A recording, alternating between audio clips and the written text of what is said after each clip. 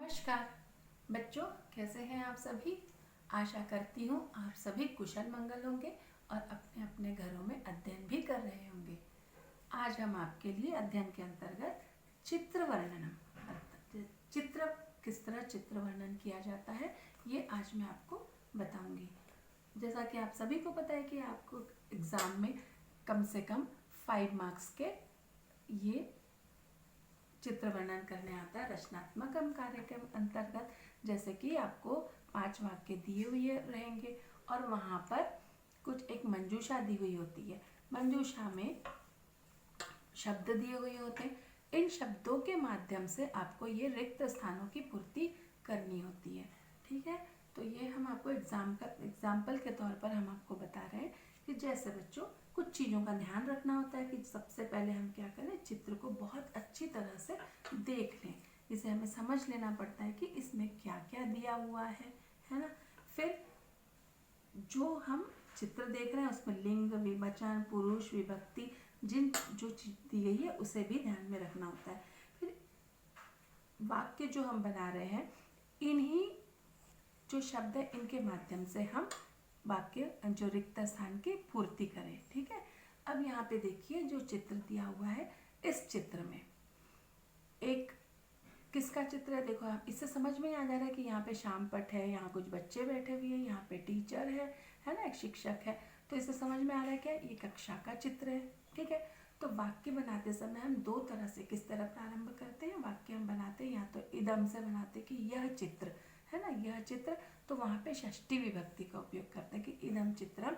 अब ये कक्षा का चित्र है इसलिए यहाँ पे षष्ठी विभक्ति लगेगी, क्योंकि काके की आपको पता है षष्ठी में लगता है ना। तो कक्षा क्योंकि स्त्रीलिंग शब्द है ना, तो इसकी कक्षा की षष्ठी क्या हो जाएगी, कक्षायाः।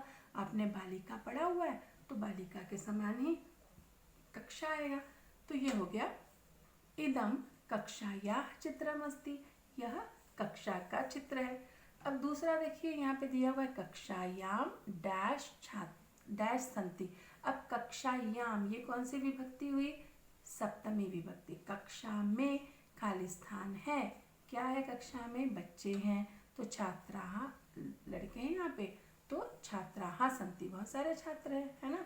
एक नहीं है, दो नहीं है, दो से ज़्यादा है, इसलिए ये बहुवचन शब्द में आया, छात्र, छात्रौ, छात्राः। अच्छा बच्चों आप ये ध्यान में रखिए कि जब आप वाक्य बनाते हैं तो ये वर्तमान काल में ही बनाए और क्रिया जो है वो प्रथम पुरुष है ना, इसी की क्रिया हो। जैसे कि आप पढ़ते हो ना कि अस्ति, स्तः, सन्ति ये क्रिया हुई। जैसे खेलति, खेलतः, खेलन्ति या क्रीडति, क्रीडतः, क्रीडन्ति। ठीक है, उसी तरह आप ये वर्तमान काल की क्रिया में आप ये करेंगे। ठीक है, लट लकार की क्रिया हो, याद रखिए आप। फिर प्रथम पुरुष वही मैंने बताया अभी आपको कि खेलती, खेलता, पठती, पठता, पठन्ति, इस तरह के शब्द आप यूज़ करके वाक्य बनाएंगे। क्योंकि आपको वाक्य बनाना नहीं है, आपको सिर्फ अभी आप आगे क्लास में जाओगे ना तब आपको वाक्य बनाना रहता है 9th 10th में। अभी तो आपको केवल ये जो शब्द दिए हुए हैं इन शब्दों के द्वारा आपको फिल करना है, शब्द वाक्यों की पूर्ति करना है ना, वाक्य जो है रिक्त स्थान की पूर्ति। अब देखिए यहाँ पे तीसरा, अत्र डैश छात्राः सन्ति। यहाँ पे खाली स्थान छात्र है, तो यहाँ पे संख्या आ गई। देखो कौन से छात्र कितने, 1 2 3 4 5 6 है। तो अब आपको इसको संख्यावाचक संख्या आनी चाहिए आपको कि 1 2 3 4 5 6 के लिए कौन से शब्द होते हैं ना। तो क्योंकि ये आपको ये पता होना चाहिए कि एक अगर 1 2 3 4 तक के ही लिंगों के अनुसार, जैसे कि एक छात्र है या एक बालक है तो एक बालक, दो बालक है तो द्वौ बालकौ, तीन बालक है तो त्रयः बालकाः, इस तरह हो जाएगा। और 4 बालक है तो चत्वारः बालकाः। ठीक है, और अगर मान लीजिए बालिका है, स्त्रीलिंग शब्द अगर आता है तो वहां पर क्या आ जाएगा, बालिका है तो एका बालिका, क्योंकि एक है इसलिए एका बालिका। ठीक है, क्योंकि ये स्त्रीलिंग शब्द है। और अगर दो बालिका, अगर दो लड़कियां हैं तो द्वे बालिके, और अगर 3 लड़कियां हैं तो तीसरा बालिकाः, क्योंकि 2 से ज़्यादा अगर हो गए तो वहाँ पे बहुवचन हो जाता है। बच्चों देखो, तिस्रः लिखते समय आप बहुत ध्यान से लिखिए कि जब हम तिस्रः ना, बच्चे गलती करते हैं लिखने में, स लिखा और ये रहा तिस्रः, ठीक है, इस तरह ध्यान में रखिए। तो एका बालिका, द्वे बालिके और तिस्रः बालिकाः, और 4 जहाँ पर आया है उसके लिए आएगा चतस्रः बालिकाः, क्योंकि वो भी बहुवचन है, ठीक है। तो आप और इसके साथ आप ये याद रखिए, जिस कर्ता इसमें होगा तो क्रिया भी उसी रूप में होगी, क्योंकि यहाँ पे छात्राः कर्ता, देखो यहाँ पे बहुवचन में है, क्रिया भी बहुवचन में, छात्राः सन्ति, है ना। यहाँ पे एक शिक्षक है, सिर्फ एक ही शिक्षक है, तो शिक्षक, क्योंकि एक वचनम एक शिक्षक है, सिंगुलर नंबर है यहाँ पे, इसलिए यहाँ भी एक वचन ही होगा। मतलब कर्ता जिस रूप में है क्रिया भी उसी रूप में होगी। एकः शिक्षकः अपि अस्ति, है ना। ये याद रखिए कि कर्ता जिस रूप में होगा क्रिया भी उसी रूप में होगी। तो आइए अब हम देखते हैं यहाँ पे क्या क्या दिया हुआ है। ध्यानेन कक्षायाः छात्राः एकः षट् शान्ता अस्ति पुस्तकानि पाठं शिक्षकः। तो यहाँ देखिए, अब जब मैंने बताया आपको कि वाक्य का जब हम प्रारंभ करते हैं तो इदम से कर रहे हैं, जब इदम से करते हैं तो यहाँ पे षष्ठी विभक्ति लगती है, जो भी शब्द होगा।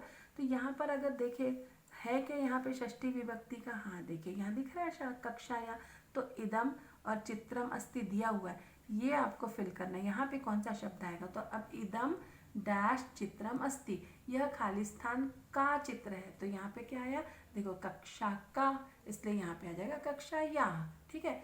अब सेकंड देखो, कक्षायाम डैश संति, कक्षायाम ये सप्तमी विभक्ति में, कक्षा में खाली स्थान है, क्या है कक्षा में, क्योंकि बहुवचन है, तो यहाँ पे क्या है, छात्राः सन्ति, ठीक है।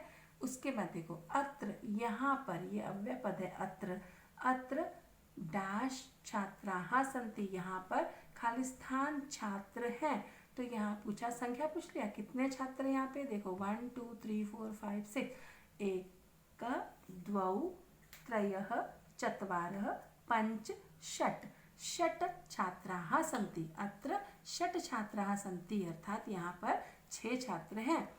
और देखिए अब क्या है यहाँ पे, और क्या दिखा यहाँ मैं यहाँ दे रहा, एकः डैश अपि अस्ति, अपि ये अव्यय पद है, अपि भी मतलब होता है ना, इसको वाक्य को बढ़ाने के लिए अव्यय पदों का प्रयोग किया जाता है। तो देखो यहाँ पर एकः शिक्षकः अपि अस्ति, तो यहाँ पे आया शिक्षक, हमने यहाँ से शिक्षक उठाया है ना, एकः शिक्षकः अपि अस्ति। अब यहाँ पर देखो पांचवें में क्या लिखा हुआ है, फिफ्थ, छात्राः डैश पठन्ति, छात्र सभी पढ़ रहे हैं, ध्यान से पढ़ रहे हैं, इसलिए ध्यानेन पठन्ति, ठीक है। अब यहाँ एकः छात्रः शिक्षकं प्रश्नं पृच्छति, यहाँ पे खाली स्थान आपको बना, डैश छात्र शिक्षकं प्रश्नं पृच्छति, खाली स्थान, कौन है, एक बालक प्रश्न पूछ रहा है, ठीक है।